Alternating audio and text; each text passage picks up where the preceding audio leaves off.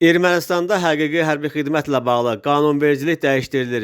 Yeniliklərdən biri odur ki, bu ölkədə xəstə və fiziki məhdudiyyətli şəxslər də həqiqi hərbi xidmətə çağırıla bilər. Eyni zamanda həqiqi hərbi xidmətə çağırış yaşı da artırılır. Bundan başqa, pul müqabilində əskərlikdən qalmaq da mümkün olacaq. Ermənistanın hakim Vətəndaş Müqaviləsi Partiyasından olan deputat Hayk Sarkisyan bu ölkədə həqiqi hərbi xidmətdən yayınmanın qarşısını almaq üçün yeni qanun layihəsi hazırlayıb. Layihədə hərbi xidmətə getmək istəməyən şəxslərin pul ödəmələri müqabilində xidmətdən azad olunmaları nəzərdə tutulub.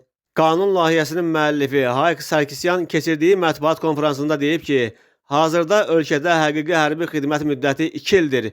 Vətəndaş dövlət büdcəsinə 15 milyon dram, təxmini 39 min dollar ödəməklə xidmət müddətini 6 aya qədər azalda bilər. 20 milyon dram, təxmini 52 min dollar ödəyən şəxs isə formal olaraq cəmi 1 ay xidmət edə bilər. Büdcəyə ödənilən pul isə 2 il xidmət etmək istəyənlərin əmək haqlarının artırılmasına sərf olunacaq. Qanun layihəsində eyni zamanda hərbi xidmətə son çağırış yaşının 27-dən 37-yə qədər artırılması nəzərdə tutulub. Sarkisyanın sözlərinə görə çağırış yaşının 37-yə çatdırılması müxtəlif bəhanələrlə ordudan yayınmanın qarşısını almağa kömək edəcək.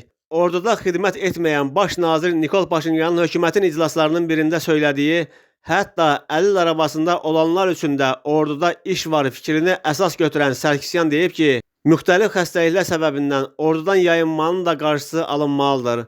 Onun sözlərinə görə həmin şəxslər orduda daha yüngül işlərə cəlb olunaraq hərbi xidmətlərini başa vura bilərlər. Hələlik deputat həmkarları və müxalifət nümayəndələri Sarkisyanın hazırladığı qanun layihəsinə münasibət bildirməyiblər.